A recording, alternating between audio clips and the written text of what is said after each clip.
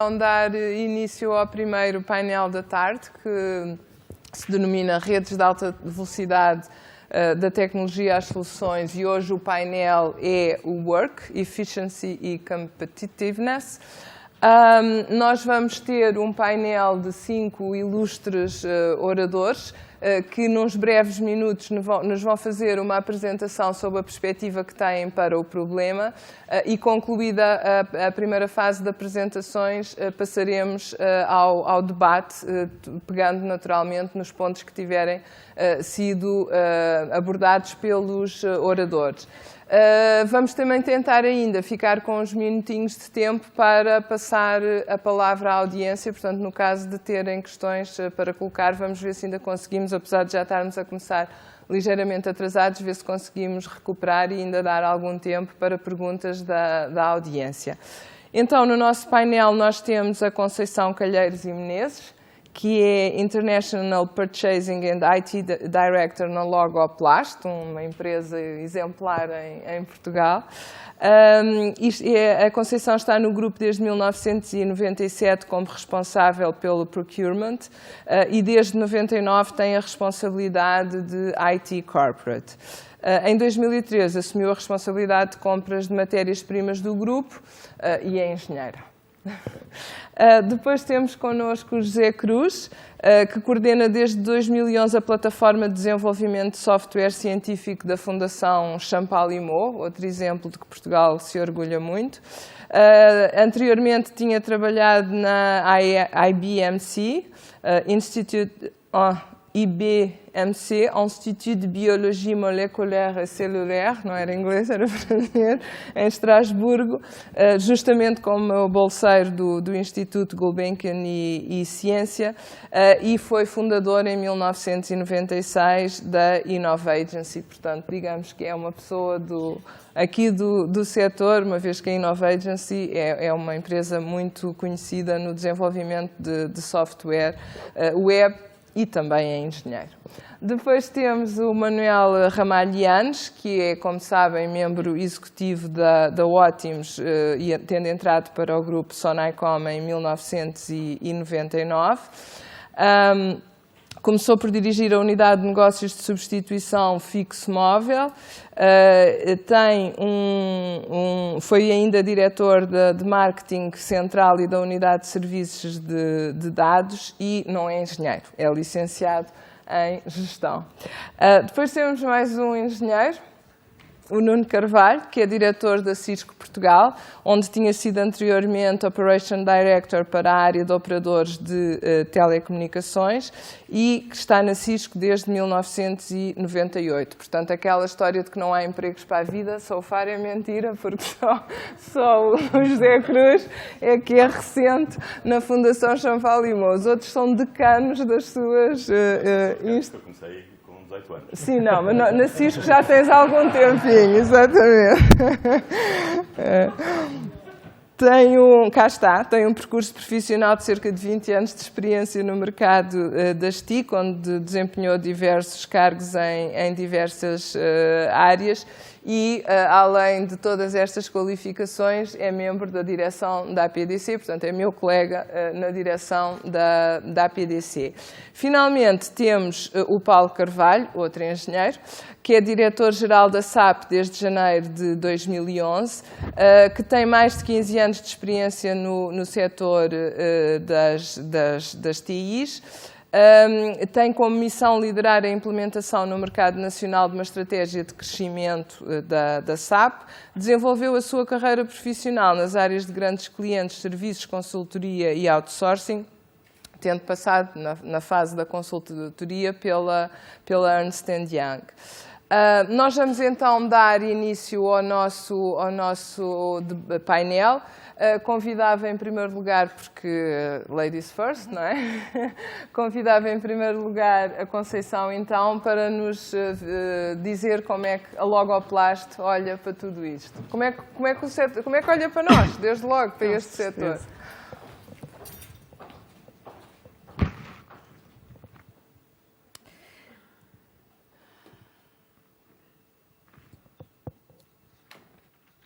O que é que eu tenho que fazer para passar? Para trás. Okay. Boa tarde. Não sei se estão a ouvir. Estão a ouvir bem. Agradecer primeiro o convite que nos fizeram. Não costumamos estar nestes fóruns. Somos uma empresa industrial e dedicamos-nos à produção de embalagens. Portanto, é especial estar aqui e falar para esta plateia.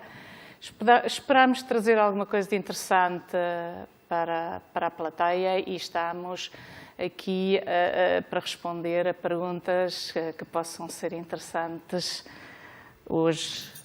Então, quem é a Logoplast? Nós optámos por fazer uma coisa muito breve, explicar quem é a Logoplast e explicar o nosso percurso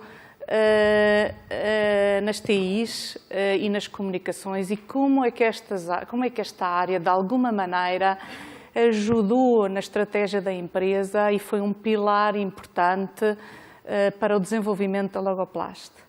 Eu sou suspeita quando digo isto, porque estou desde o início nesta tarefa e realmente acho que as tecnologias de informação, e em especial hoje aqui para as comunicações, foram um ponto e uma questão absolutamente crítica para o nosso desenvolvimento. Então, a Logoplast é uma empresa que se dedica à produção de rigid plastic packaging. Portanto, nós fazemos embalagens rígidas de plástico, mas temos um business model muito particular, o hole in the wall. Nós instalamos as nossas fábricas dentro das fábricas dos nossos clientes. Portanto, nós temos um cliente, um contrato, uma fábrica. Portanto, nós produzimos diretamente para as linhas de enchimento dos clientes e trabalhamos em just-in-time. A Logoplast faz contratos com estes clientes entre 5 a 10 anos, contratos de médio e longo prazo, e é responsável pelo investimento nos equipamentos, toma conta de todas as operações, portanto é uma empresa independente que está dentro da casa do cliente, com os nossos recursos humanos e produz, como eu já disse, em just-in-time. Um dos fatores críticos de sucesso da Logoplast tem sido a nossa capacidade de desenvolvimento. E, finalmente, a Logoplast não gosta de ser vista como um produtor de embalagens, mas sim como uma empresa que fornece uma solução para um mercado muito competitivo, uma solução totalmente integrada entre a produção e o R&D, o desenvolvimento de embalagens. Ups, isto não é aqui, é aqui. Portanto, só para dar uma ideia com quem é que nós trabalhamos e onde é que nós instalamos as nossas fábricas, aqui temos uma ideia do portfólio de produtos que nós produzimos, alguns deles bastante conhecidos, os setores, os segmentos onde nós operamos, basicamente na área de dairy, que é a parte de leites e iogurtes, home and personal care, os detergentes e todos os produtos relacionados com personal care, water and soft drinks. Somos muito fortes já em edible oils e outros produtos como os ketchups e hoje em dia até bebidas alcoólicas em PET nos Estados Unidos, em plástico. Portanto, aqui damos uma ideia dos nossos clientes, nomes que são muito conhecidos.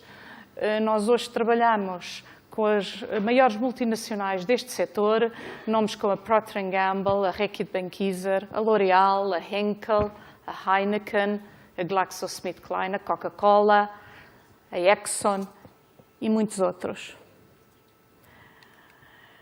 Nós hoje estamos em 17 países, temos 63 fábricas e esta é a nossa dispersão geográfica. Somos inicialmente uma empresa que começa na Europa, em Portugal, a nossa maior base é ainda na Europa e depois somos uma empresa bem implantada nas Américas, com forte presença no Brasil. Estamos há relativamente poucos anos na região NAFTA e estamos a crescer muito depressa nesta região. E, ultimamente, a empresa decidiu avançar para o Southeast Asia, tem 2 fábricas, está há muito pouco tempo no Southeast Asia, tem uma fábrica na Malásia e acaba de construir uma fábrica no Vietnã, em Ho Chi Minh. Trago aqui a Sales Evolution da Logoplast, porque isto é o que me vai ajudar agora a contar a história das TI. Portanto, a Logoplast até 95, a Cinzento, é uma empresa portuguesa nacional, uma pequena empresa com volume de negócios pequeno e toma a decisão de internacionalizar. Era difícil para nós continuar a crescer em Portugal. E aqui vê-se em azul o caminho da internacionalização. Portanto, temos feito um caminho de crescimento rápido e acelerado e entre 2010 e 2011 crescemos 33%. Porquê é que isto é importante? Qual foi para nós, e eu estava já nesta altura, ou mais ou menos nesta altura, a ser nomeada responsável pelos IT, não era a minha área, não conhecia esta área, mas decidiram que eu ficaria à frente desta área, que tínhamos estes desafios para resolver. O IT teria que suportar a internacionalização. Ficou claro para a organização que nós, sem um IT forte, não poderíamos internacionalizar. As nossas fábricas estão dispersas, estão dentro da casa do cliente, onde o cliente estiver. Tínhamos que suportar crescimento rápido, porque a Logopast percebeu que ia crescer muito rapidamente. Eram saltos muito grandes, os clientes eram de uma dimensão completamente diferente. Tínhamos necessariamente de conseguir controlar o negócio à distância. Promover a comunicação e a colaboração entre as equipas era um pilar crítico e isto ao menor custo possível. A empresa era muito pequena, o desafio era enorme. Como é que nós íamos fazer isto com muito poucos recursos? E o IT responde da seguinte maneira. Portanto, como nós, e eu especificamente vinha do negócio, percebi que esta solução tinha que ser altamente eficiente, tinha que ser muito flexível, porque eu antecipava movimentos erráticos da empresa e ainda um desenvolvimento tecnológico brutal na área das TIs, que nós tínhamos que poder acompanhar sem penalizar a empresa em termos de custos. Tinha que ser muito simples, porque nós éramos uma empresa muito pequena e somos ainda uma empresa muito simples em termos de processos de negócio e tinha que ser cost-effective. E o que é que nós decidimos fazer? Nós decidimos imediatamente, em 99, centralizar o processo de decisão de IT e o management. Nós decidimos consolidar tudo o que era possível consolidar, ter uma só infraestrutura, ter um só ERP, ter um time de IT, não ter IT nas pontas, só ter equipamento e tudo o que fosse necessário, mas nunca pessoas, e ter disaster recovery para nós não garantirmos que nós dávamos continuidade ao negócio. E ainda decidimos levar ao extremo a standardização, porque era a única forma de garantir que os custos eram baixos e que nós poderíamos acompanhar o desenvolvimento tecnológico, sendo nós uma empresa pequena. Nós não podíamos parar no meio, nós tínhamos que conseguir acompanhar. E aí fazemos a standardização total dos processos de negócio, usamos os processos standard do SAP, foi completamente proibido fazer desenvolvimentos e standardizamos totalmente as tecnologias. E finalmente hoje, e já de alguns anos para cá, nós fazemos vários rollouts por ano para novas fábricas e nós temos um ready-to-use package de IT que tem todos os tools, os processos e os serviços que são necessários para instalar numa fábrica que está em fase de construção e mesmo antes das máquinas estarem a trabalhar, o IT está completamente a funcionar. Portanto, já no momento dos investimentos, da compra de todo o tipo de equipamento, da contratação do pessoal, nós já temos tudo a funcionar. Porque nós precisamos das comunicações. Porque as equipas estão deslocalizadas, imaginem, Ho Chi Minh, precisam de conversar com o centro. Porque é aí que nós concentramos o know-how core da empresa. E então, hoje o modelo é este, graças às tecnologias de informação. Portanto, nós temos por fora as local operations, que são as nossas fábricas, que se dedicam a produzir, mas, portanto, dominam ou tratam os processos de produção, isto tratamento de informação, a par de inventory, plant maintenance, quality management, purchasing, local purchasing, sales e commercial. As fábricas estão dentro da casa do cliente, têm que produzir em just in time, só têm um cliente e têm que gerir comercialmente esse cliente no dia-a-dia. E essa equipa local, já seja nos Estados Unidos ou Inglaterra, tem que gerir o cliente ao nível local. No centro, graças às TI, às comunicações, hoje fazemos business development, R&D, technical support, business planning, treasury management, financial and industrial controlling, accounting, procurement e IT. Portanto, tudo o que pode vir para o centro, graças à infraestrutura que está montada, vem para o centro. Capitalizamos na massa crítica, de pessoas que se podem, de alguma forma, juntar para ganhar massa crítica. E transportamos e fazemos esta comunicação entre o centro e as pontas, em cima de uma rede de VoIP. E esta equipa central está, diria eu, 100% do seu tempo a comunicar com as fábricas, que bebem esta informação e vice-versa. E depois há equipas deslocalizadas que estão em cima desta rede e que podem comunicar transversalmente ao longo da empresa. Portanto, a minha apresentação fica por aqui, certamente que vai haver perguntas.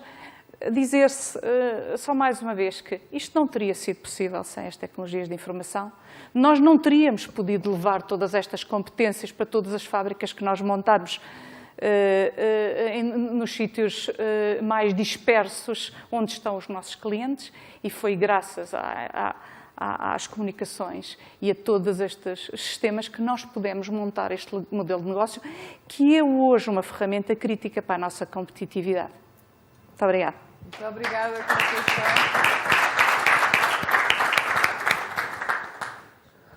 Muito obrigada, Conceição. É, de facto, um exemplo extraordinário de como este setor pode ajudar as empresas a serem mais competitivas e a internacionalizarem, e é uma mensagem de esperança para o nosso setor. Isto que ouvimos aqui. Obrigada também por ter cumprido o seu tempo. E eu passava, então, a palavra ao José Cruz. Não sei se prefere falar daqui ou do púlpito, como preferir. Muito obrigada. Antes de mais, muito obrigada à APDC pelo convite que fez à Fundação Champalimau para estar presente. Eu acho que a Fundação dispensa apresentações. Digo apenas que é uma instituição sem fins lucrativos que se dedica à investigação na ciência biomédica. A equipa que eu coordeno na Fundação Champalimau dedica-se ao desenvolvimento de software e ao suporte desse software para aquisição e análise de dados científicos e para ajudar os investigadores da Fundação a fazer sentido da quantidade de dados que eles recolhem das suas experiências. Eu não trabalho diretamente com IT, sou um cliente do IT, e quando me foi proposto falar aqui convosco, lembrei-me de descrever 3 cenários nos quais as tecnologias de informação e as redes de alta velocidade fazem sentido. E esses 3 cenários têm a ver com a troca de dados e a cooperação entre investigadores, têm a ver com a exploração dos dados que estão publicamente disponíveis nas bases de dados científicas e, por fim, a integração de informação clínica num cenário de utilização futura. A troca de dados para a colaboração científica, hoje em dia a ciência é feita sem barreiras geográficas. Hoje em dia os investigadores não se consegue reunir num único sítio a expertise necessária para levar a cabo uma investigação em qualquer área, por forma que os grupos têm que comunicar, têm que trocar dados.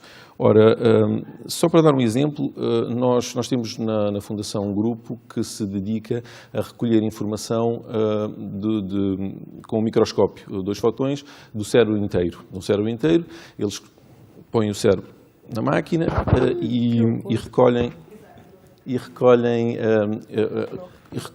uma imagem em 3D, ou seja, pixel a pixel, ou voxel a voxel, desse cérebro. No final tem 1 giga de informação e, do outro lado, em Harvard, nós temos uma outra equipa, ou melhor, um colaborador, não são da Fundação, que faz a mesma coisa com 2 máquinas e no final do dia nós transferimos até aqui os dados de um lado para o outro. Nós temos uma rede de 50 megabits por segundo. É uma transferência muito simples, trivial. Em poucos minutos as imagens estão de um lado para o outro, podemos nós analisar os dados deles e eles os nossos dados. Até aqui esta história não tem nada de muito significativo, mas o detalhe é que o cérebro que nós estamos a falar é de uma larva de peixe que tem meio milímetro cúbico. Ou seja, se nós, só para dar um termo de comparação, nós também estamos ratos, não é? E um rato tem 600 milímetros cúbicos de volume cerebral. Ou seja, uma ordem de grandeza de 1.200 vezes mais. Um ser humano tem uma ordem de grandeza de 2 milhões de vezes. Nós temos um cérebro com mais ou menos 1 litro, um pacote de leite. E as mulheres um bocadinho mais que os homens, em média. Começa-se a explicar muita coisa. Ora,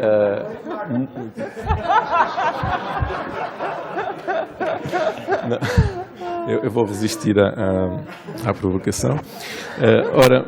Ora bem, obviamente que hoje nós não estamos nesse nível de aquisição de dados, mas não estávamos há 3 ou 4 anos sequer no nível que estamos hoje.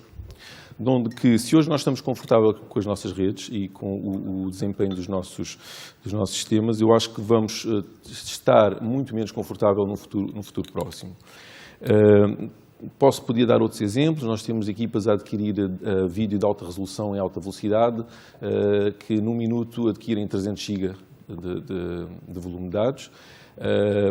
Obviamente que não andamos a transportar esses dados de um lado para o outro facilmente, já estamos às vezes um bocado até limitados com o equipamento que temos, mas o desafio aqui, a tendência, no fundo a moral da história, é que nós estamos a deixar na ciência, estamos a partir de um cenário onde poucos projetos de investigação produziam quantidades gigantescas de dados, incomensuráveis. Nós ouvimos ontem falar do bosão de Higgs, quer dizer, o HLC é talvez o maior produtor de dados científicos atualmente na investigação, mas estamos a passar por uma tendência onde pequenos grupos, muito pequenos grupos, produzem muitos dados. Não produzem quantidades gigantescas, mas o somatório de todos esses dados produzidos é significativo. E nós não somos nem de longe nem de perto os únicos a produzir dados científicos. E aqui a questão que se coloca é como é que nós vamos não só transmitir, processar, que tecnologias nós vamos utilizar para o fazer e como é que vamos ultrapassar estes desafios. Um segundo aspecto que tem a ver com a exploração de dados públicos. Eu falei nestes dados porque são dados produzidos por nós, internamente, com os nossos equipamentos. Há, hoje em dia, um manancial de informação científica disponível na internet. Falo de bases de dados e apenas na área em que eu tenho alguma experiência pessoal, profissional, a área da bioinformática e da análise de sequências, no último ano foram recenseadas a funcionar e a fornecer dados úteis 1.300 bases de dados de informação biológica. Ora, a informação está lá disponível. Agora, os biólogos e os investigadores podem ir lá usar as interfaces web para consultar essa informação, mas muitas vezes o que nós queremos é relacionar uma grande quantidade de dados que temos do nosso lado com os dados que estão disponíveis. E aí nós vamos precisar de mecanismos automáticos. Não podemos pôr alguém a clicar em botões ou a percorrer um interface web para fazer algum sentido àquela informação. Ora, temos aí um desafio de TIs, que é o automatizar desses processos. Uma outra fonte pública de dados são os artigos científicos. Como é muito conhecido, a fonte oficial de informação científica são os artigos peer-reviewed, ou revistos pelos pares, ou seja, nenhum dado científico tem valor oficial, entre aspas, se não for publicado num desses jornais de especialidade. E hoje em dia, apenas no campo da ciência biomédica, nós temos, eu estive ontem a ver, só para cruzar os meus dados, ontem tínhamos 21 milhões e 900 mil artigos disponíveis desde há qualquer coisa como 50 anos. O ano passado foram publicados 800 mil. O que é que isto quer dizer? Que nenhum ser humano consegue analisar hoje em dia, muitas vezes sequer os artigos que são publicados na área focal da sua própria investigação. O que quer dizer que há uma quantidade enorme de informação. Nem todos os artigos acrescentam a mesma quantidade de informação, obviamente, mas é impossível a um ser humano, ou a um grupo, ou mesmo a uma comunidade, estar em linha com tudo aquilo que é produzido. Então, qual é uma pista para a solução? É usar técnicas automáticas. Usar machine learning, inteligência artificial, text mining, usar no fundo os mecanismos que hoje já se usam na banca, nas telecomunicações, para analisar os dados, são usados hoje no marketing, são usados para detectar se um cliente de um banco está prestes a sair ou se está prestes a entrar a adquirir um novo produto. Essas mesmas tecnologias, essas mesmas técnicas podem ser utilizadas para extrair informação relevante e apontar direções aos grupos. E aqui, não só a infraestrutura física é relevante, mas a infraestrutura humana é relevante.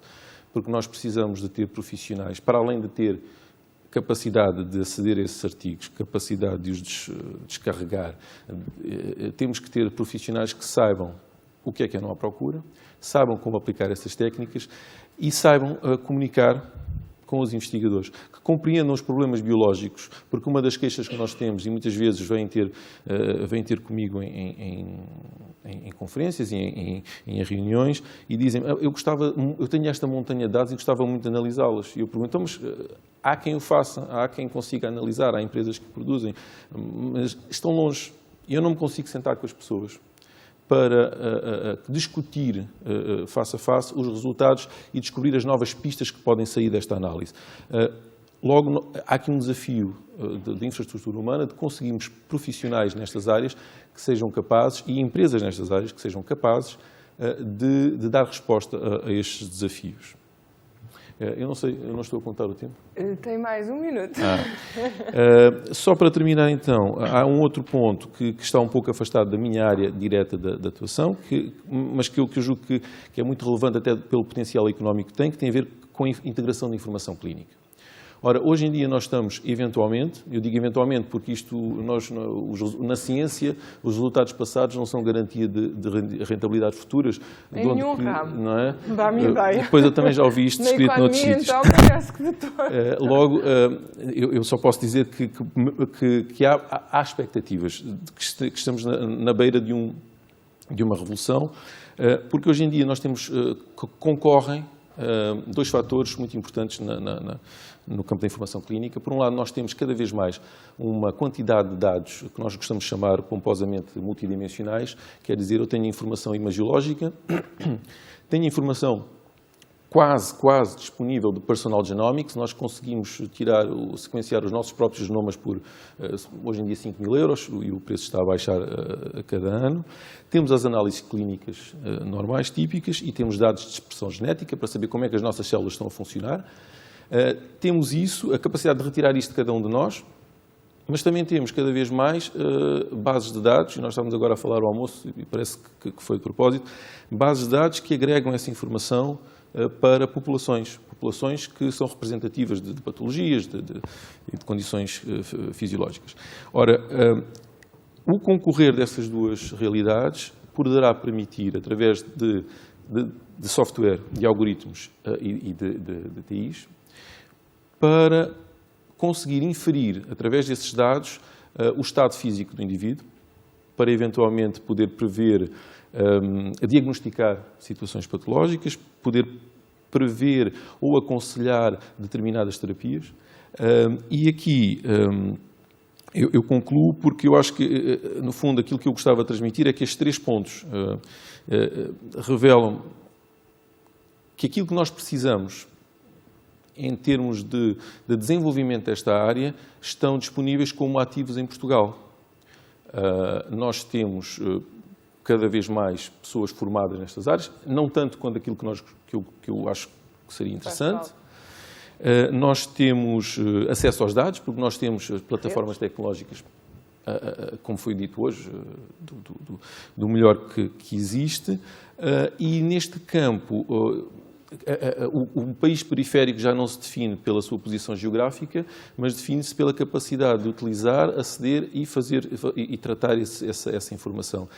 E acho que isto é uma oportunidade que faz sentido ser explorada, e esta, no fundo, a mensagem que eu gostava de deixar. Muito obrigada. Passava então a palavra ao Manel Ramalhianes. Vamos ter a visão do operador, de quem faz as redes, sobre as quais tudo acontece.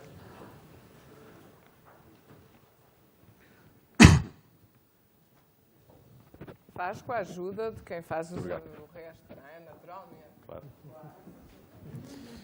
Eu queria fazer 3 notas prévias. A primeira para agradecer à PDC o convite. A segunda para dizer que não sou engenheiro, mas tenho pena.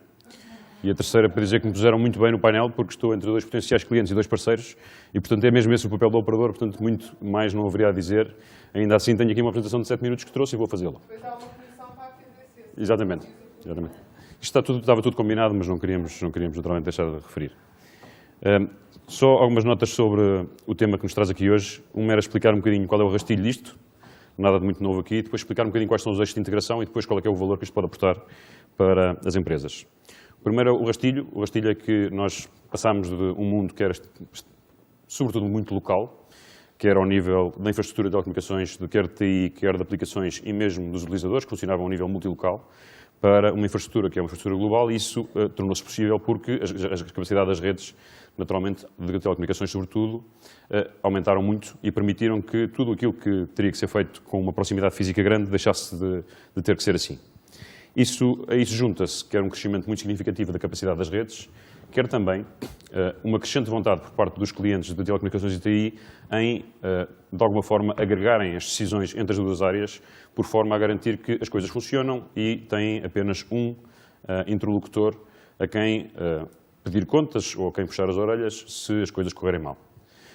Isso, naturalmente, é um valor acrescentado que a combinação das soluções por intermédio de um elemento de agregador, pode ser o operador ou outro, pode acrescentar muito valor aos clientes neste entorno. 3 eixos de integração. O primeiro eixo de integração é, naturalmente, as comunicações integradas entre fixo e móvel. Hoje em dia é cada vez menos relevante se as comunicações se processam sobre um meio ou outro. Para ótimos, posso dizer que é completamente irrelevante porque nós entregamos qualquer serviço sobre qualquer tecnologia de acesso. Em ICT, a integração completa entre os temas que têm a ver com o IT e os temas que têm a ver com as telecomunicações são decisões cada vez mais integradas porque umas e outras ou tiram partido mutuamente das infraestruturas ou podem causar-se barreiras entre si, sejam de segurança, sejam de performance. E, por último, uma comunicação mais unificada, mais rica, que faz com que todo o universo de colaboração, seja para processos internos da empresa, seja entre pessoas, possa ficar muito potenciado. 2, então, valores. Primeiro, o valor de tudo isto para a eficiência e depois o valor para a competitividade. 6 exemplos apenas, não pretendo ser exaustivo. O primeiro é integrar comunicações e arbitrar valor. Isto quer dizer, basicamente, que uma solução integrada de telecomunicações pode ser uma solução naturalmente muito mais eficiente do que soluções separadas, por razões que acho que todos entendemos. E, para além disso, essa integração pode, inclusive, fazer-se a nível multinacional e, com isso, também arbitrar bastante do valor que pode ser, muitas vezes, destruído pela não integração internacional das comunicações. E esse é o segundo ponto, que é, hoje em dia, por via das redes de telecomunicações, sobretudo das redes unificadas, estão-se de alguma forma a derrubar fronteiras e, como o resto mostrou, é um bocadinho irrelevante onde é que está, concretamente e fisicamente, o IT ou muitas das áreas centrais, porque é possível colaborar e é possível integrar processos entre quase todo o mundo, dependendo apenas da qualidade das infraestruturas locais dos operadores, que mesmo assim se podem, hoje em dia, questionar. Terceiro, desmultiplicar equipamento, no sentido em que podemos concentrar recursos ou colocar os recursos onde é mais eficiente colocar cada uma das partes, porque tudo se liga a uma velocidade grande. Quarto, remotizar e automatizar processos de negócio que faz com que, naturalmente, seja possível com que os recursos mais caros sejam mais utilizados de forma mais capaz ao serviço de mais áreas. Simplificar bastante o serviço. Isso quer dizer que hoje podemos dar visibilidade ao nosso cliente onde quer que ele esteja, do que está a acontecer com a sua encomenda, do que está a acontecer com o seu processo de negócio, para que ele possa integrar também com o seu processo de negócio e, com isto, produzir aqui uma eficiência enorme que decorria, muitas vezes, a falta de eficiência, da falta de integração de informação. E, por último, é possível, de facto, que a maior parte das empresas possam decidir enfocar-se no seu negócio, deixando apenas claro para um parceiro ou um ecossistema de parceiros quais são os seus requisitos ótimos de funcionamento e deixar que esse parceiro garanta isso com total integração e total procura de eficiência para si. Também para a competitividade, acho que há mudanças relevantes. A primeira é que hoje é possível a qualquer negócio em qualquer país do mundo tornar-se um negócio global, quer por via das ferramentas de logística, quer por via da ferramenta de telecomunicações.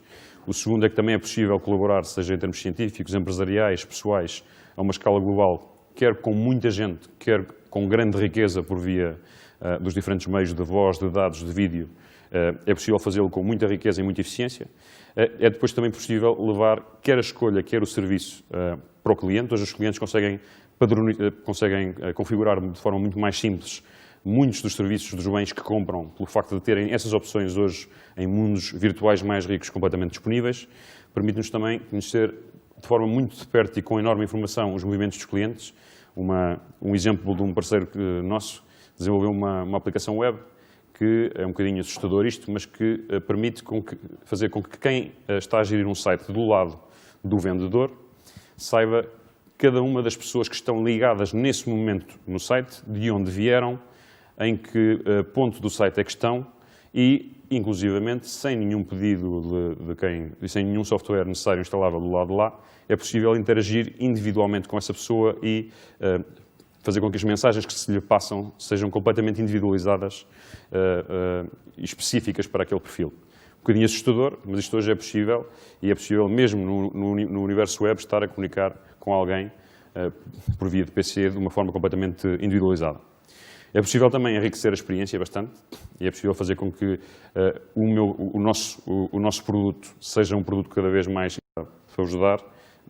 Todo o universo da saúde está a ser redefinido em conceito, porque hoje é possível, quer dar aos pacientes, aos doentes, muito mais empowerment no acompanhamento das próprias doenças, quer também fazer uma utilização muito mais inteligente dos diferentes recursos clínicos, médicos, hospitalares, para garantir um total acompanhamento de um doente ao longo de todo o seu ciclo de vida, minimizando as interações e as deslocações e maximizando a qualidade do tratamento que se lhe presta. Tudo isto com recurso nas diferentes vertentes às tecnologias de informação.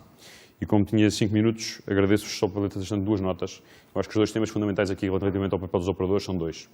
Um primeiro é que o papel do operador, enquanto garante desta peça fundamental que são as redes de comunicações, é o papel do arquiteto. Não se pretende do operador que saiba fazer tudo, não se quer que um operador que saiba fazer tudo.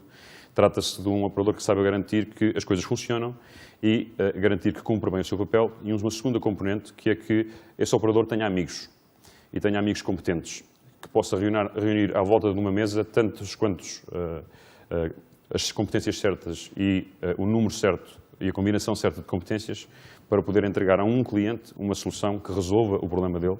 E, portanto, o nosso papel é um bocadinho esse, o papel de sermos um bocadinho o arquiteto dessa solução e de trazer as pessoas certas para a mesma mesa para resolver o problema dos nossos clientes. Muito obrigado. Muito obrigada, Manel. Passava então a palavra ao Nuno, que nos vai dar a visão da Cisco.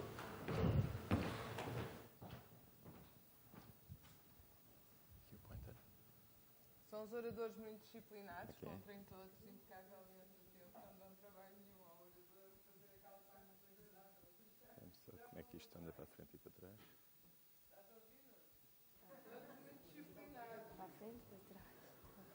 Não houve ninguém que demorasse um bocadinho menos para eu ganhar? Não. Vais ser tu, vais ser o campeão. Olá, muito boa tarde.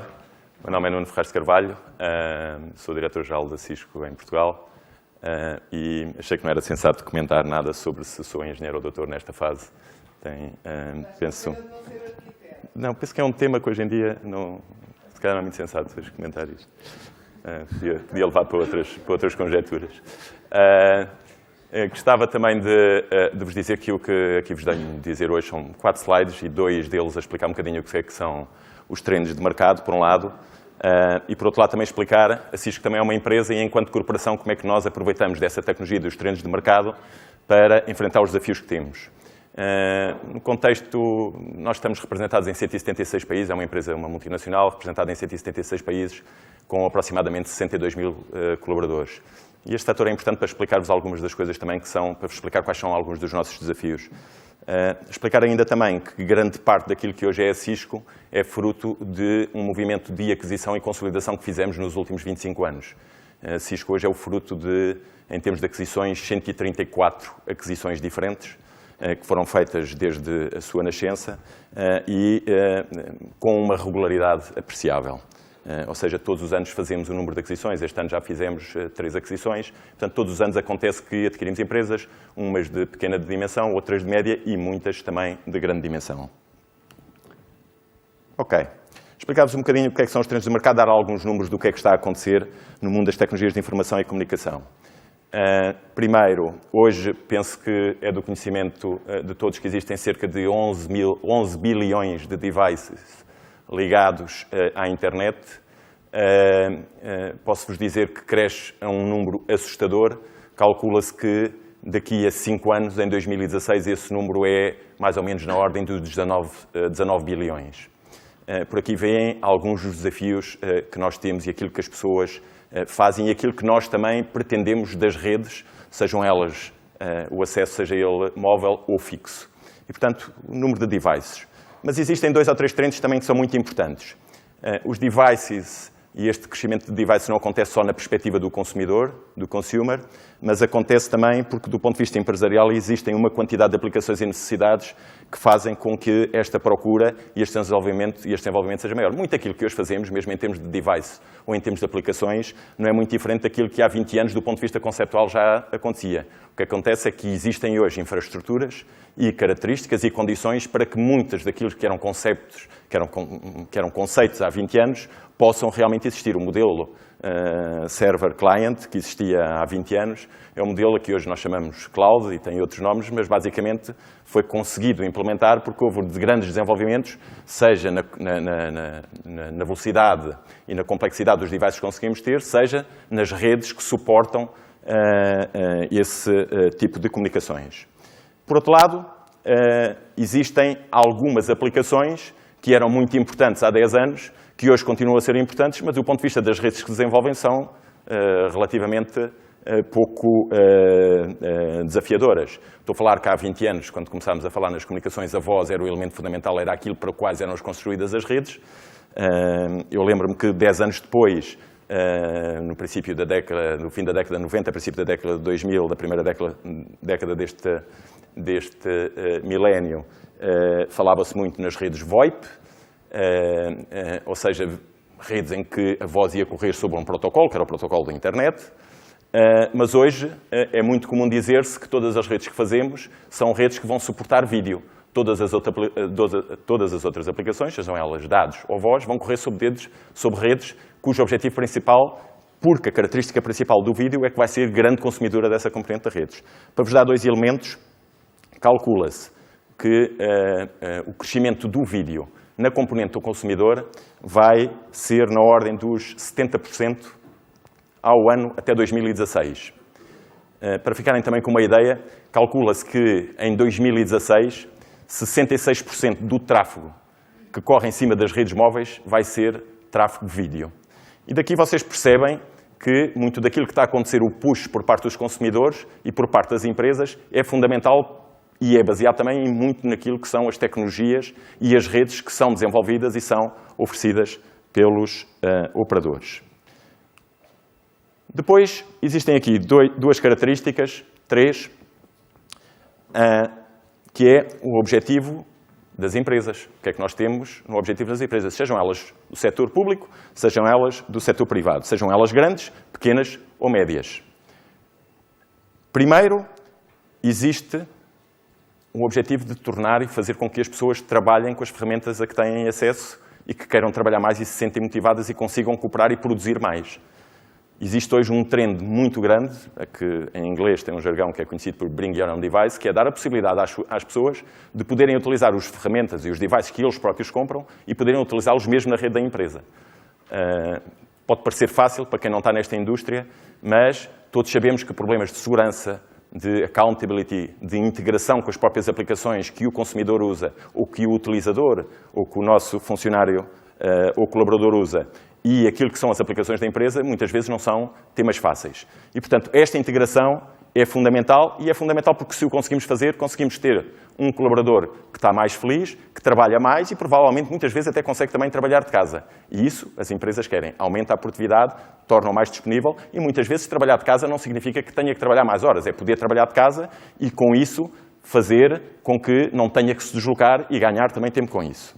Ponto 1. Ponto 2, as empresas depois têm 3 objetivos, que é aumentar o top line, a receita, diminuir de preferência o seu custo e aumentar a produtividade, fazer com que as pessoas trabalhem mais. E este é um trend evidente que acontece no mercado, na administração pública, nas empresas. E gostava aqui só de dar uma referência muito engraçada sobre o que é que se passava, ou comparando o que é que se passava na década de 50 do século passado e um trabalhador do dia de hoje na área de serviços. Foi feito um estudo nos Estados Unidos, como sabem, quase todos os estudos são feitos nos Estados Unidos, mas foi feito um estudo nos Estados Unidos que em 1950 um trabalhador da área de serviços, e é importante referir isto, da área de serviços, produzia num dia de trabalho, nas 8 horas de trabalho, tanto como um trabalhador da mesma área hoje produz desde que sai de casa até que chega ao trabalho. Para vocês verem quando nós falamos da utilização de mecanismos de tecnologias de informação e comunicação no aumento de produtividade, é importante hoje em dia. Posso-vos dizer também que quando compramos, por exemplo, o GDP, o Produto Interno Bruto Mundial, apesar da crise que nós vivemos na Europa e principalmente no sul da Europa, está previsto que no próximo ano vai crescer qualquer coisa como 4%. A nível mundial, do ponto de vista global. É considerado também que grande parte, quase 80% desse crescimento, vai-se ou tem origem em países que são considerados que ainda não são completamente desenvolvidos, mas em países onde a intensidade de utilização de tecnologias de informação está a crescer mais do que nos países que têm uma intensidade mais pequena.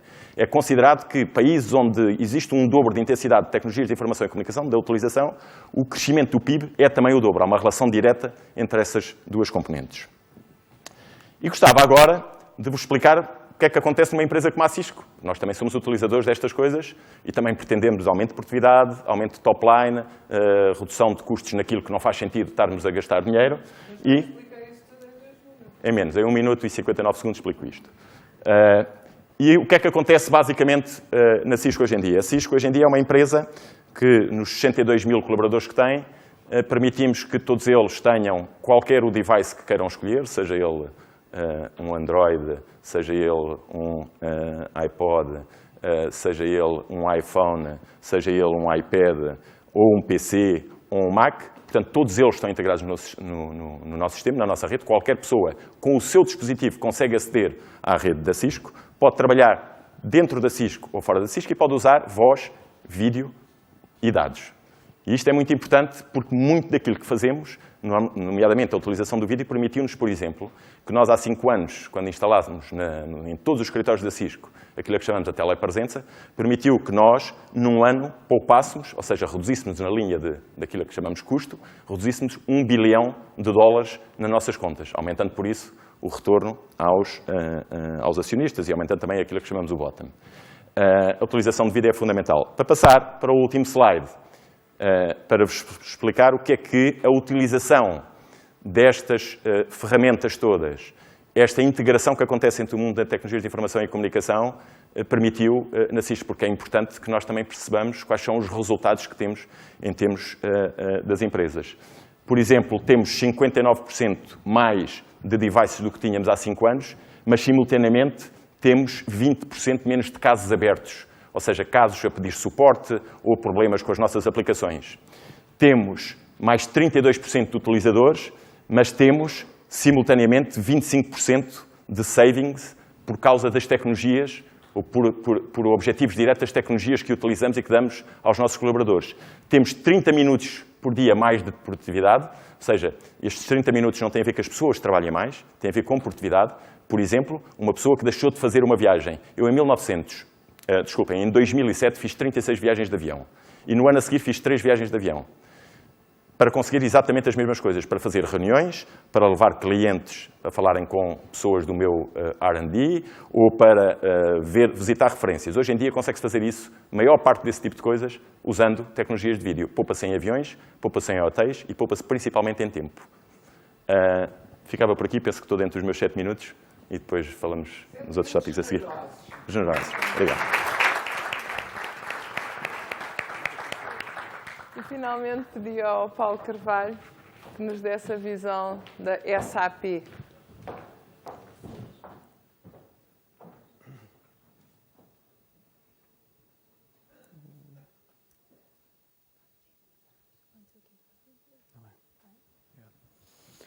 Bom, muito boa tarde a todos. Em primeiro lugar, quero agradecer o convite da APDC e quero também cumprimentar os meus companheiros de painel e a moderação. Para mim é uma posição muito boa, porque estou entre estimáveis clientes, a Logoplast e a Ótimos, entre 2 parceiros, a Cisco e a Ótimos também, e entre um colega de curso, portanto estou bem acompanhado. Eu gostava de trazer a esta nossa reflexão um tema que já foi aqui falado, que é a mobilidade, e procurei abordar o tema que foi proposto pela APDC de um ponto de vista da mobilidade e a mobilidade para as empresas. Em que medida ela pode ser relevante para nos ajudar a ter empresas mais eficientes, e mais produtivas e mais competitivas. Será que a mobilidade tem impacto? Esta pergunta acabou de ser respondida pelo Nuno Carvalho. Portanto, é claro que tem impacto porque hoje em dia há uma diferença clara na forma como os nossos colaboradores, por um lado, utilizam as tecnologias de informação. Os nossos novos colaboradores não têm memória. Quem tem 25 anos ou 27 anos e está a sair das universidades não tem memória já de não usar tecnologias móveis. E há uma experiência de consumo de todos nós que tem que ser trazida para as empresas. Esse é um fator que vai diferenciar as empresas que vão ter sucesso e aquelas que não vão ter, também na capacidade de criar um ambiente de trabalho propício a que as empresas sejam mais produtivas, mais criativas e, com isso, mais competitivas. Faço aqui uma pergunta, que é se alguém sabe quantos dispositivos móveis e quantas escovas de dentes existem e a relação entre um número e outro. Haverá mais escovas de dentes ou mais telemóveis? Não há. Há mais telemóveis. Há mais de 4 mil milhões de telemóveis e estima-se 2 mil milhões de escovas de dentes. E a verdade é que dispositivos móveis... dispensava. E dispositivos móveis crescem 3 milhões por dia, com um trend muito interessante, que é a passagem, e a Gartner estima que seja durante este ano, de que hajam mais smartphones comercializados do que telemóveis, digamos, da geração anterior. A mobilidade, claramente, é uma realidade que não podemos ignorar. Para além dos exemplos que estão aqui, deixem-me dizer exemplos de países onde há mais acesso à internet através do móvel do que de outro dispositivo. Os casos da Índia, com 60%, e os casos do Egito, com 70%. Países emergentes, e se pensarmos que a média de idades de utilizadores anda abaixo dos 30 anos, percebe-se o que vai acontecer nestes países e o que vai acontecer no resto do mundo. O que é a mobilidade empresarial? E sem aqui nenhuma pretensão de trazer nenhuma definição rigorosa, para nós, muito simples, é trazer para qualquer dispositivo móvel, e é importante isso porque neste novo paradigma a diversidade e a capacidade de podermos ter em qualquer plataforma a informação disponível em tempo real é fundamental, mas nada mais, nada menos do que aquilo que está disponível hoje em dia, eu diria trancado, na maior parte das empresas ainda e das organizações, num laptop ou num desktop. É claro que há novas realidades e há novos serviços que vão surgir também com a nova geração de redes e com a largura de banda que hoje em dia estamos disponível, mas este é um desafio que ainda está por fazer na maior parte das organizações. O que é que são mobile workers, trabalhadores móveis? Eu penso que aqui também há uma grande evolução do que pensávamos há uns anos. Há uns anos, o Nuno Carvalho também referiu um exemplo até dele, que eu acho que é muito ilustrativo do que se pensava. Nós pensávamos que utilizadores móveis são pessoas que trabalham 4 dias por semana fora do seu local de trabalho. Hoje em dia, uma definição que eu penso que é aceite é que grande parte de nós somos utilizadores móveis. Para já, e antes de dar a definição, pensarmos que antes de colaboradores numa empresa, somos consumidores. E as necessidades misturam-se. Ou seja, quando eu vou de casa para o trabalho, muitas vezes tenho a preocupação ou de marcar umas férias ou de recolher qualquer informação na internet ou de, por exemplo, saber como é que está o meu negócio. E esta junção de necessidades faz com que a realidade e a necessidade do que temos para oferecer nas empresas não é diferente e cada vez vai ser mais indivisível esta fronteira entre o que é pessoal, o que é profissional e a necessidade de aceder a essa informação. Portanto, a definição, sim, termino já. Eu tenho de falar ainda sobre a SAP, portanto, tenho uma cota de 10% da minha apresentação, pode ser só 5%, porque a Conceição já referiu a SAP, portanto. Mas, portanto, hoje em dia considera-se um trabalhador móvel alguém, isto é uma definição até adotada pela União Europeia, alguém que passa mais de 10 horas fora do seu local de trabalho e tem acesso online à informação de trabalho. Vou passar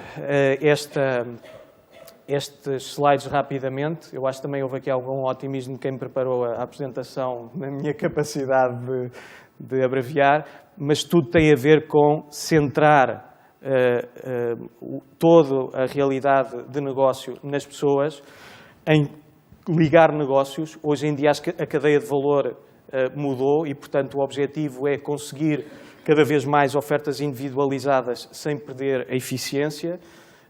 Por outro lado, ter a informação num formato cada vez mais simples, standard, e permitir a escolha ao utilizador final. E, por fim, isto é muito importante, ter um negócio sem fronteiras e em tempo real. Portanto, o que é que há ainda a considerar? Há complexidade, ou seja, grande parte das empresas vão ter que o fazer com diferentes dispositivos móveis e eu termino com este desafio para que possamos pensar realmente o que é necessário, por onde é que se começa numa empresa. Bom, primeiro, perceber qual é o impacto que uma estratégia de mobilidade pode ter no negócio. Obviamente que essa estratégia consiga trazer também maior produtividade nas organizações, nomeadamente com colaboradores que sentem que têm um ambiente de trabalho mais aberto e mais próximo do que é a sua realidade. E, por outro lado, conseguirmos focar nos processos de negócio que são importantes. E este é o mesmo último slide. Porque é que a SAP fala disso? E talvez muitos de vós nos conheçam mais pelo mundo ERP, mas a SAP está a fazer uma grande aposta nestas áreas. Obviamente tem uma capacidade de conseguir trazer as aplicações que estão instaladas hoje em dia nas organizações para qualquer tipo de dispositivo e, fruto não só do seu desenvolvimento interno, mas de uma compra que fez há 2 anos, que foi a Sybase, é claramente distinguida como número 1 nestas áreas pelos principais analistas. Muito obrigado. Muito obrigada, Paulo. Vamos então dar início agora à fase de debate e eu começava por fazer uma pergunta à Conceição e outra ao José. Portanto, vimos aqui que são 2 instituições, curiosamente uma recorreu fortemente às ditas TIC para se conseguir internacionalizar e outra, a Fundação, assenta muito nas TIC para conseguir atrair, importar talento e reter cá esse talento. Portanto, um exporta, o outro importa, mas sempre no melhor sentido para a economia portuguesa. Eu à Conceição perguntava, já vimos que as tecnologias da informação foram muito importantes em todo este processo, mas perguntava-lhe em concreto qual a importância que a disponibilidade de redes de grande largura de banda, portanto as redes de grande velocidade, que são um bocadinho o tema da conferência do dia, que importância em concreto é que elas tiveram no processo de internacionalização da Logoplast, ou se julgam que tudo isto teria sido possível com redes e larguras de banda ao nível mais antigo, portanto anterior ao da internacionalização. E por outro lado, ao José, e pegando um bocadinho naquilo que disse, perguntava-lhe qual é a sua visão sobre em que medida é que esta disponibilidade de acesso a redes globais pode contribuir para que Portugal deixe de ser o tal país periférico, nomeadamente no que se refere à investigação na área das ciências biomédicas e noutras áreas, e também para efeitos dessa tal atração, importação e depois retenção de talento. Começava por estas 2 perguntas, dando primeiro a palavra à Conceição.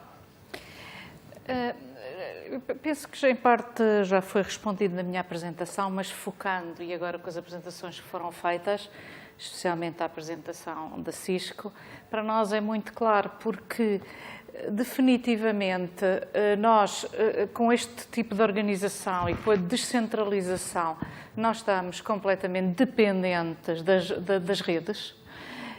Para nós temos estado em esforço estes anos todos, porque o grande objetivo é pôr mais coisas em cima desta rede.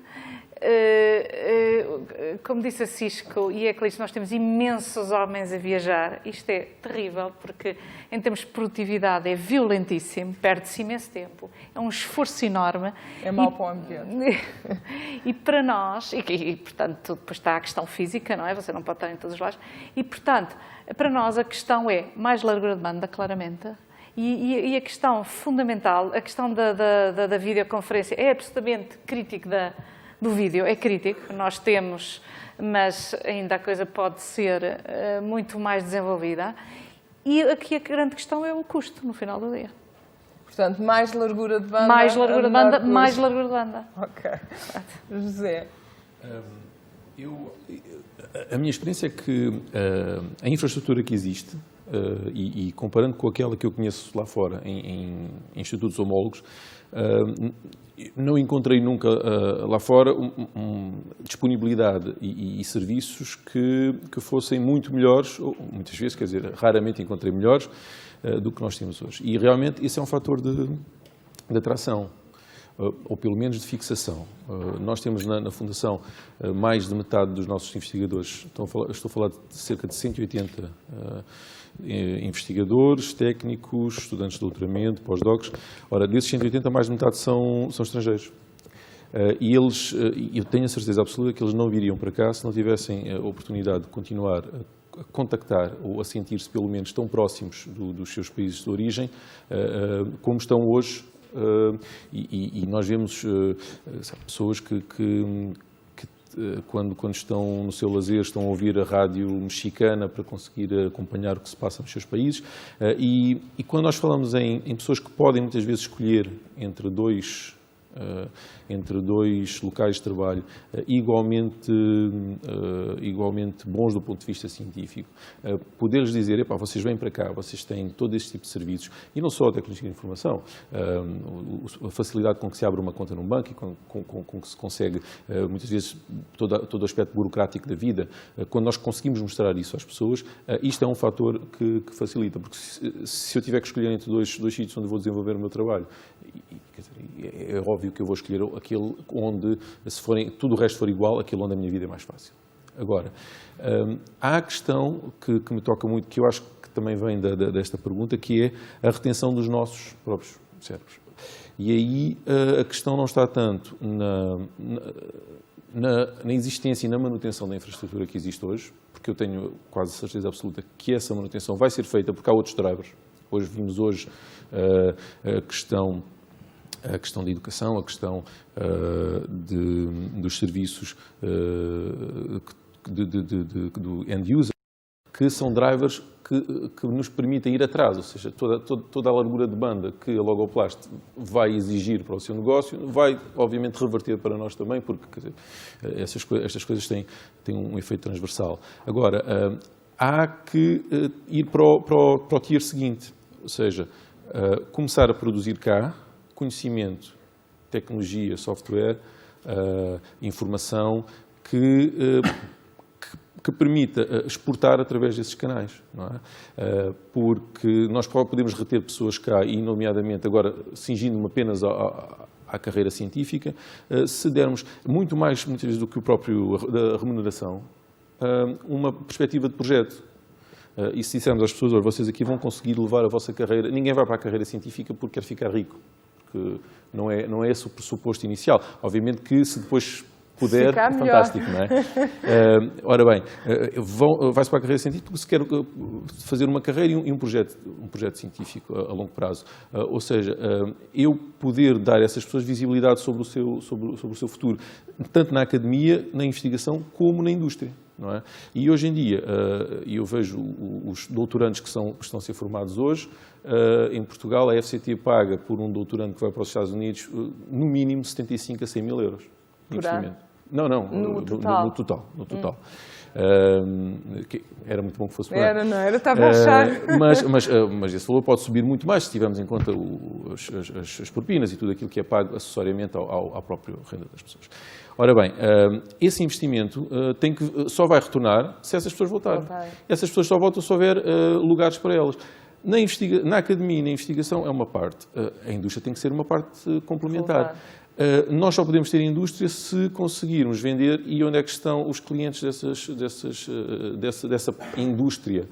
Estão hoje em dia espalhados pelos mundos e as infraestruturas nós temos que... Agora, a resposta à sua pergunta, isto é um pescadinho de rabo na boca, ou seja, conseguir quebrá-la, eu acho que se alguém tiver essa resposta, pode-se candidatar a Primeiro-Ministro, não é? Porque no fundo... Eu acho que hoje ninguém do seu perfeito juízo quer candidatar a Primeiro-Ministro. Muito obrigada. Manel, já vimos que, e a tua apresentação foi muito clara nisso, os operadores podem claramente contribuir para que as empresas sejam mais competitivas e, enfim, toda esta indústria tem contribuído largamente para isso, mas no final do dia tudo se resume a mais largura de banda, mais largura de banda, mais largura de banda, ou seja, mais redes e mais tecnologia. O desafio passa por criar novos serviços e novas ofertas e, nesse caso, que tipo de aplicações práticas de tecnologias é que poderiam surgir que pudessem, no fundo, resolver os problemas, enfim, de clientes potenciais como a Fundação Champalimau e uma Logoplast, ou, enfim, qualquer outra empresa ou instituição que recorra intensivamente à tecnologia para ser eficiente.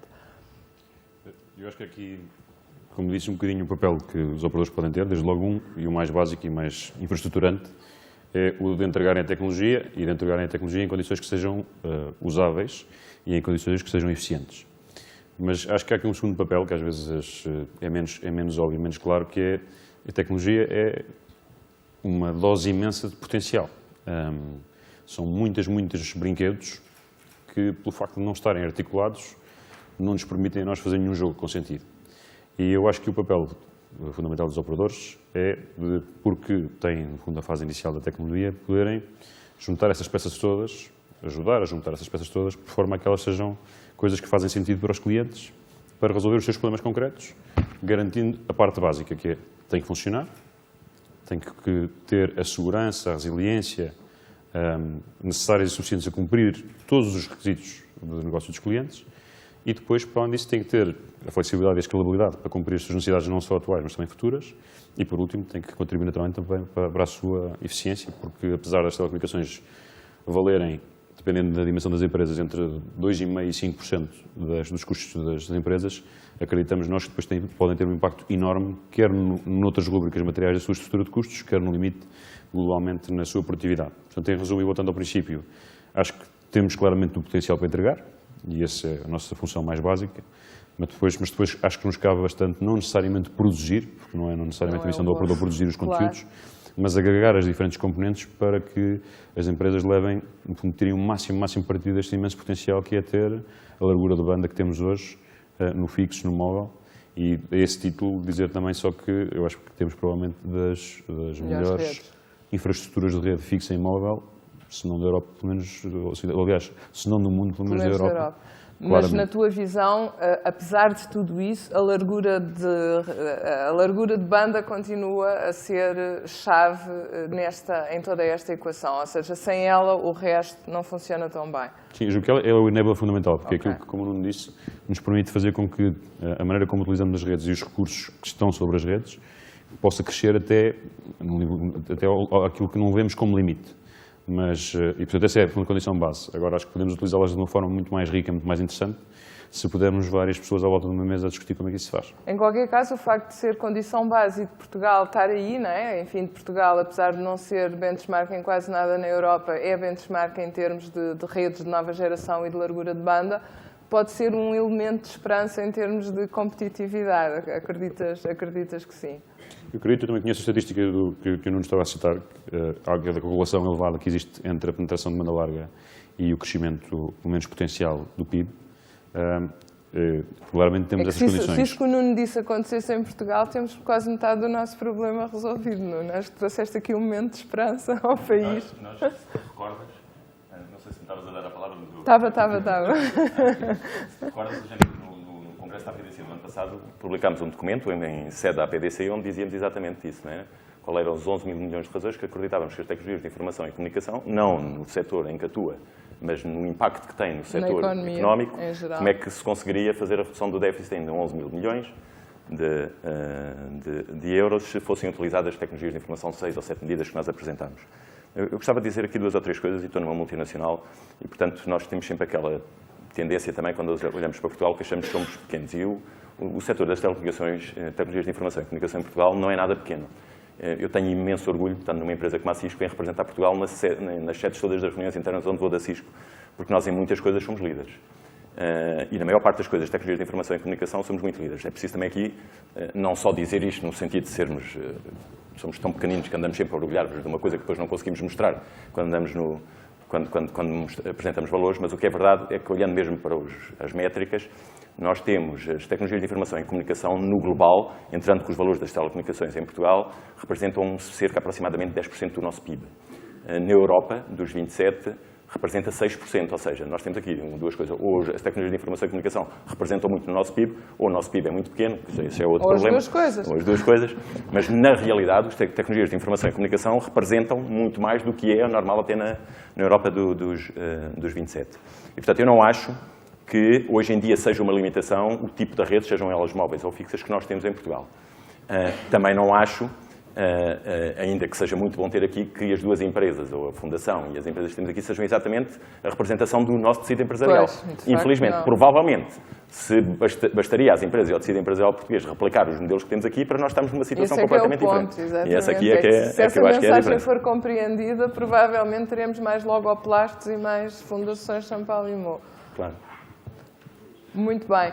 Agora passava finalmente a palavra ao Paulo e pedia-lhe que comentasse em que medida é que, uma vez que pegou no tema da mobilidade, em que medida é que efetivamente as organizações que apostam nas tecnologias móveis como parte da sua estratégia de negócio, porque é que elas podem, por via dessa aposta, gerar vantagens competitivas, e também recorrendo um bocadinho à experiência da SAP, em que áreas é que acha que as empresas ainda podem hoje ser mais competitivas com recurso justamente a esse tipo de aplicações? Muito bem. Eu vou começar talvez pela última questão. Serão as empresas portuguesas eficientes? E muitas vezes eu acho que nos arrogamos nessa eficiência que não está de longe comprovada. É óbvio que há casos excelentes. Eu penso que o exemplo aqui da Logoplast é um exemplo extraordinário. Há outros que se juntariam a este, mas é certo que há muitas empresas, e sobretudo se formos para outros setores, nomeadamente o setor público, que necessitam de fazer esse caminho de tornar-se mais eficientes. E às vezes tornar-se mais eficientes não é reduzir custos de uma forma bárbara e cega, é fazer melhor, é conseguir tirar partido do que está disponível em termos de tecnologia, e há muita coisa nas comunicações, no IT, e obviamente a experiência de cada negócio para fazer melhor. Eu acho que a mobilidade é um passo que, se a casa não estiver arrumada, quer dizer, não vai ter resultados. Portanto, o que nós normalmente aconselhamos é as empresas darem esse passo como uma consequência de um processo de transformação, e pode ter consequências nas 2 dimensões. Quer tornar a empresa mais competitiva, por exemplo, conseguindo que os seus colaboradores tenham mais informação sobre os clientes finais. Repare, numa empresa que serve o cliente final, quer seja as suas vendas, a prestação de serviços, ter à mão a informação, o insight do cliente faz a diferença. Por outro lado, também trazer o negócio para qualquer tipo de plataforma, obviamente, criará oportunidades para competir noutro patamar. E depois há outra vertente, que é a vertente de otimização, de racionalização.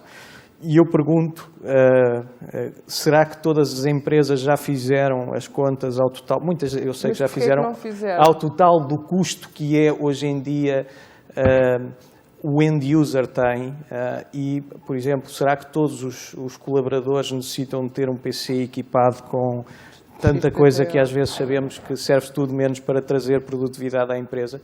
Nós, por exemplo, na SAP, e aí ganhamos à Cisco, nós temos 17.800 iPads distribuídos, sobretudo aqui vendas e serviços. Eu, por exemplo, não uso folhas de cálculo, porque não preciso. Tenho toda a informação de negócio aqui. Eu rapidamente posso dispensar um PC, porque entre e-mail e informação de negócio e a informação que é relevante sobre os meus clientes, estando neste tipo de dispositivo, quer dizer, estou a dar o exemplo do iPad, porque é o que nós temos, podia dar de Android ou outro qualquer, eu acho que isso vai trazer uma redução de custos. É preciso, e termino com isto, que essa estratégia integre processos de negócio. Ou seja, se for uma coisa cosmética da apresentação, por si só não chega, porque não vai, digamos, trazer os benefícios em toda a cadeia de valor do negócio que é preciso ter. Muito bem. E agora uma pergunta para os três. Nós temos estado aqui a ver que Portugal está na linha da frente em termos de redes de nova geração, de velocidade, de qualidade das aplicações, de acesso a redes globais, etc. Também já foi dito que, efetivamente, isto são dados que, teoricamente, apontariam para um outro tipo de crescimento da economia. Tu falaste naquele estudo que a APDC divulgou no Congresso e que demonstrava como é que era possível fazer poupanças relevantíssimas com um recurso mais intensivo, mais estruturado e mais eficiente a todas estas redes e serviços.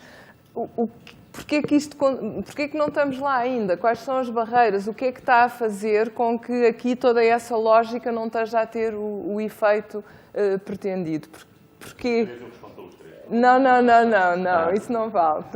Mas eu vou-te dizer qual é a nossa ideia. Primeiro temos que dividir, porque há as empresas e a administração pública. Sim, mas a administração pública, se calhar também valia a pena falar. Na administração pública, eu quase bastava ler os tópicos principais de que nós chegamos à conclusão no documento, não é? Há um problema que é um problema principal e que tem muito a ver com um problema político, que é o governance model, não é? Ou seja, existe uma quantidade de ministérios, existe uma quantidade de secretarias, e, portanto, é exatamente ver quem é que define a política e depois implementar essa política. Sim, mas 11 mil milhões não é uma compelling reason, ou seja, não é mais que motivo para resolver? Para nós que vimos do mundo empresarial, parece sempre que é. Mas para quem tem que tomar decisões políticas, o único contexto não é o contexto de quanto é que se vai ganhar com isso. É que também quais são as áreas e onde é que nós temos que fazer sofrer. E muitas vezes quem tem que tomar uma decisão política não leva em consideração aquilo que nós levamos quando estamos no mundo empresarial. E temos que dividir esse contexto e temos que perceber também qual é o contexto deles. Agora, se há uma quantidade de coisas, eu diria que existem 3 grandes drives que vão acontecer na indústria. Nós temos tecnologias de informação e comunicação, temos umas redes que são do melhor que existe no mundo. Eu estava ontem, numa conferência com os meus colegas todos, com o Senior VP da Europa, Middle East, África e Rússia, com os colegas dos 126 países que fazem parte dessa área, e ele estava a dizer, quem dera que todos os países da África tivessem o acesso que eu tenho aqui em Inglaterra. Ele está baseado em Inglaterra e tem 4 megas. E comecei-me a rir, não é? 4 megas é uma coisa que eu já não tenho há não sei quanto tempo em Portugal, e ele estava a falar de Inglaterra. Portanto, e rir-se do inglês dá um gozo, não dá, não é? Eu dar-me mais gozo ontem a rir-me de um espanhol, por exemplo, mas pronto, o inglês também serve. Mas tens mais motivos para te rir de um espanhol. Mas o que aconteceu realmente é que ele estava a falar da África e comparando com aquilo que ele tinha muito bom, que eram 4 megas, que é uma coisa que nós, hoje em dia, já ninguém fala em ter 4 megas, não é? Qualquer operador... Mas isso ainda torna tudo mais perplexizante. Qual é a barreira? O que é que está a faltar? Existem 3 movimentos. Os 3 grandes movimentos são... Por um lado, existe um trend enorme que tem que ser implementado na administração pública, que é aquilo que nós chamamos alguns virtualização, outros cloud, não interessa o nome. E isto o que é que tem? Isto tem um impacto na estrutura de custo, não é? Na não replicação de infraestruturas que não são necessárias porque podem ser reutilizáveis. Seja na perspectiva humana, seja na perspectiva da infraestrutura, do CAPEX que é feito. E na administração pública são usados 2 argumentos que também já não existem, muitas vezes. Um tem a ver com o governance model, outro tem a ver com a segurança e com os dados, nomeadamente, imaginemos, Ministério da Educação, ou Saúde, ou Justiça, que estão associados a isso. Não é tema, porque também está provado que... Não é tema, mas acaba por ser barreira, não é? Acaba por ser uma barreira, mas é uma barreira que já é completamente ineficiente. Digamos, os Ministérios da Defesa mais avançados do mundo, o Ministério da Defesa de Israel ou dos Estados Unidos, têm estratégias de cloud há 3 anos. Na saúde, em muitos dos países mais evoluídos do mundo, existem estratégias de cloud há mais tempo. Se está por provar que ter os dados todos centralizados em 2 ou 3 sítios é menos seguro do que terem 300 ou 500, ou não sei quantos existem exatamente em Portugal. Sabe-se que é qualquer coisa entre 300 e 500. A segurança, do ponto de vista físico, de eles estarem distribuídos por 300 ou 500 lugares é muito inferior do que se eles estivessem centralizados em 2 ou 3. Isso é um aspecto. E, portanto, a segurança, o cloud, e outra é a mobilidade. porque cada vez mais é importante para aquilo que o Paulo também já aqui disse, que é a capacidade das empresas de poderem implementar, seja na componente pública, seja na componente privada, terem mobilidade e terem a perspectiva de poderem usar os recursos quando eles são necessários. Não é só a maneira como eu uso os meus recursos que estão cá em Portugal, é a capacidade que eu tenho de poder aceder a competências, como acontece, por exemplo, na Fundação, que não estão em Portugal, mas por eu poder usar estas ferramentas, posso aceder a essas competências de maneira a tornar-me mais produtivo, com rapidez, com velocidade, no tempo e usando o mínimo de recursos possível. Manel, e da perspectiva do operador, o que é que têm sido as barreiras e os obstáculos a que nós consigamos extrair o potencial, nomeadamente do ponto de vista de impacto na economia, de termos estas redes fantásticas e de sermos claramente benchmark internacional em muitos destes aspectos? O que é que está a faltar? Eu diria que há aqui três temas, fundamentalmente. O primeiro é que acho que há aqui algum déficit que temos de capacidade de organização nossa, enquanto país, enquanto cada uma das entidades. E, portanto, eu acho que beneficiaríamos mais de termos, obviamente, mais algum apoio de parte a parte em sermos capazes de nos organizar para levar estes sistemas para a frente. O segundo é eventualmente, para tudo isto é preciso combustível. Eu acho que o combustível tecnológico está cá, o combustível financeiro nem sempre, portanto, poderíamos beneficiar todos de haver uma melhor, mais fácil, mais simples, mais transparente circulação de dinheiro que permitisse acelerar investimentos. Mas, terceiro ponto, eu estou muitíssimo otimista relativamente, pelo menos, ao tecido empresarial, porque aquilo que tenho visto por parte de muitos clientes nossos é justamente neste momento em que é um momento particularmente mais difícil, em que no limite seria o momento para arriscar menos, é um momento em que as pessoas estão a arriscar mais, a dar saltos maiores, a procurar grandes desafios ao seu modelo de negócio, grandes desafios de procura de eficiência, grandes saltos tecnológicos e, portanto, estou muito otimista quanto, pelo menos, ao progresso no que a tecnologia diz respeito, muito otimista quanto ao progresso que podemos fazer e, portanto, deixaria, se calhar, muito mais a nosso cargo, aos dos players que estamos no mercado, fazemos muito mais o esforço para vencer as diferentes barreiras que aqui estão no caminho do que acreditar que elas não podem ser vencidas. Okay. Inclusivamente por um ponto que me parece muito importante. Pode parecer que uma revolução tecnológica é uma coisa cara. Eu queria dizer que uma revolução tecnológica é uma coisa que, na maior parte dos casos, tem poupanças imediatas de custo. Imediatas. Claro, portanto, se passa de uma situação em que se paga mais para uma situação em que se paga menos, sem necessariamente sequer ter que se fazer o investimento. E isso é que às vezes também não temos muito claro, isso é uma barreira de informação e essa aproveita aqui já este fórum para justificar. Ok, obrigada. Tu já falaste, mas agora eu... fazer um comentário que não quero falar da minha empresa, queria falar só um grande desafio. Nós falamos aqui todos sempre, o que é que temos que fazer para sermos empresas mais competitivas? Nós esquecemos, por exemplo, 2 ou 3 números para perceber. 70% das empresas portuguesas, das pequenas e médias empresas, têm à sua frente pessoas que tiveram a capacidade de criar essa empresa, super desafiantes, mas que têm uma característica também, têm quarta classe ou menos, 70% das empresas. Isto mostra também um bocadinho, que todos, provavelmente estamos aqui na sala, ninguém tem estas características, mas mostra uma característica, o que é que as universidades portuguesas fizeram nos últimos 30 anos, foi criarem pessoas que querem trabalhar em grandes empresas. Não querem, não saem, não querem arriscar risco. E eu, todos nós estamos aqui, estou aqui a falar também, acabei o meu curso, quis ir para uma grande empresa, quis fazer, não quis montar a minha empresa, não criei as competências para ir para o mercado de trabalho. É completamente diferente dos países mais desenvolvidos, onde as pessoas tiram e arriscam nas suas competências para depois irem arriscar para o mercado. Portanto, nós também temos que mudar um bocadinho a maneira como estamos a criar pessoas nas universidades que viveram os últimos 30 anos a quererem as grandes empresas e também a viver um bocadinho à conta daquilo que foram os subsídios. Não é? Porque não era riqueza gerada por Portugal, eram os subsídios que nos davam origem a que pudéssemos ir trabalhar para as grandes empresas ou para coisas que não eram sustentáveis, como estamos a ver. E isso é uma barreira mais difícil e mais lenta, sobretudo. Gostava só de complementar que é evidente e que realmente e não deixa de ter menos valor por ser evidente e deve ser sempre repetido. Que é, porque o Nuno falou das pessoas que saem da universidade e querem trabalhar para grandes empresas. E agora, também, há quem fica na universidade, e os professores e investigadores. Qual é a motivação? E quais são as linhas estratégicas para que a universidade gere a propriedade intelectual? Claro. Onde é que estão as linhas estratégicas para que a universidade seja motivada? A universidade são pessoas, não são professores que têm a sua carreira e têm os seus incentivos. E como qualquer pessoa, regem-se em função daquilo que é mais útil. E onde estão, então, os incentivos para que haja transferência de tecnologia? Porque quando nós vemos os pequenos países, Israel, os Países Baixos, Bélgica, e com certeza haveria muitos outros, nós vemos que essas PMEs de grande valor acrescentado saem muitas vezes, de universidades e de investigação Sim, de são empresas. spin-offs universitários. Se não houver motivação, se eu, pelo contrário, motivar as pessoas a ficarem confortavelmente a fazer aquilo que podem fazer, quer dizer, estou a dar a mensagem vai errada. acontecer. E acho que isto são os dois lados, de quem sai e de quem fica para... Paulo, estás de acordo Eu voltava- que são estas as barreiras? Voltava só um bocadinho atrás para falar do tema da administração pública.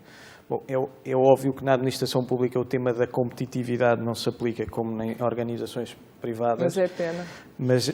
Mas é muito importante que as administrações públicas saibam gerir o bem público e, sobretudo, que o façam com transparência. Não têm tido grande sucesso, mas sim. E estes dois desafios acho que implicam também algum investimento virtuoso. Como o Manuel disse, eu estou de acordo.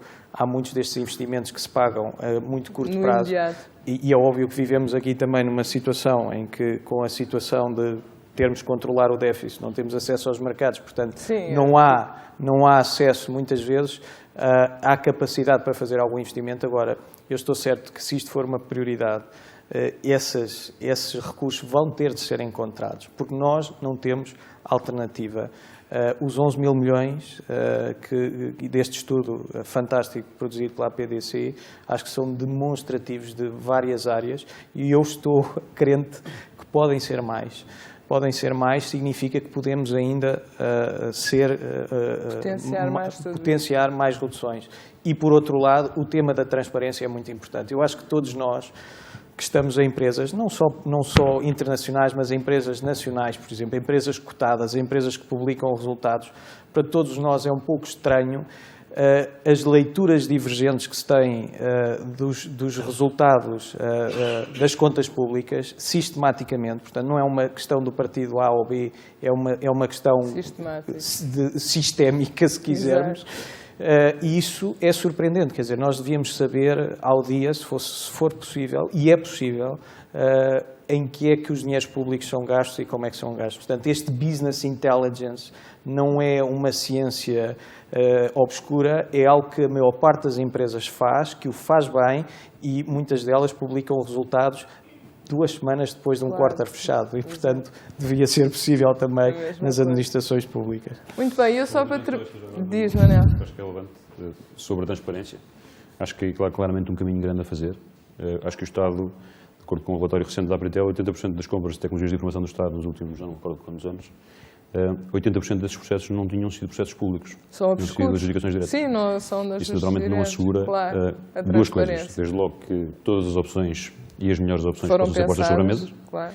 E depois, desde logo, que temos a segurança enquanto contribuintes que estamos a ver o retorno adequado para, para os nossos impostos. Muito bem. Agora, só para terminar, eu perguntava aos 2 membros do painel que não estão no coração desta indústria se pudessem pedir um desejo ao gênio da lâmpada, e aproveitem, porque têm aqui a indústria aos vossos pés, se pudessem pedir um desejo à indústria das TIC, que desejo é que cada uma das vossas organizações pediria? Aproveitem, porque há um compromisso de realizar o vosso desejo. No nosso caso, acho que é bastante claro, porque nós estamos completamente sintonizados com este desenvolvimento, nós precisamos deste desenvolvimento, nós vamos continuar a fazer este caminho, nós vamos investir tudo o que pudermos nestas tecnologias. Aqui a grande questão, hoje ainda para uma empresa da nossa dimensão, são os custos. Portanto, são soluções, ainda é caro. Portanto, nós estamos sempre naquela tensão. Portanto, a empresa a pedir mais eficiência, a precisar imenso destas soluções para aumentar a produtividade, e nós não temos recursos para chegar lá muitas vezes. E esta é que está aqui ainda a grande questão. Portanto, corremos atrás disto e a luta são os custos, são soluções caras. Um pedido difícil. E nós, de facto, acreditamos e temos vindo a ver acontecer. Nós aumentamos a largura de banda quase todos os anos, pomos mais funcionalidades em cima das redes. Mas está a dizer que não aumenta mais porque o custo ainda não é uma barreira. Esta é uma questão, claramente, para uma empresa da nossa dimensão. Ouviram? Não, se calhar também nos cabe explicar melhor os benefícios. É isso. Há aqui um problema de comunicação. E a Fundação... Tenho muito gosto em falar lá fora. A seguir, exato, no coffee break. E para a Fundação, qual é o vosso pedido, o vosso desejo? É transversal e aplica-se. Sim, exato. Além de partilharem Mas este como eu tenho que dizer desejo... alguma coisa, mas eu posso pedir ao Gênio da Lâmpada ou ao Artigo? Porque ao Gênio da Não, Lâmpada é fácil, estou a ficcionar que o Gênio da Lâmpada vai conceder o seu desejo, portanto é aproveitar. A Artigo, eu acho que aquilo que eu ficaria muito contente é que houvesse oportunidade, disponibilidade, proatividade para estabelecimento de cooperação. E aqui a cooperação pode ser, eventualmente, a descoberta de projetos, de iniciativas que possam levar o conhecimento tecnológico e as necessidades de investigação à criação de coisas novas, não é? Que eu não sei o que é, porque se soubesse já estava a fazê-las. Já estava a fazê-lo. Também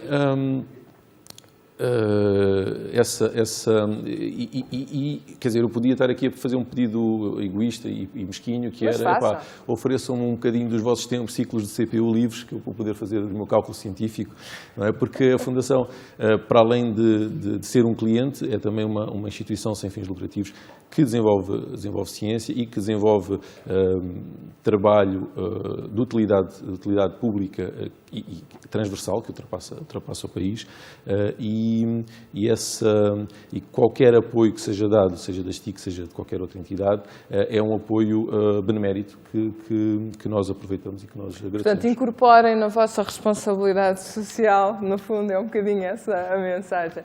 Muito obrigada. Eu peço imensa desculpa, mas eu julgo que nós já não teremos tempo para abrir o debate à audiência, pois não, Ana? A não ser que haja alguém absolutamente desesperado por colocar alguma questão, que se acuse rapidamente. Bom, não havendo, então, eu agradecia muito a este magnífico painel de oradores e peço mais uma salva de palmas para eles.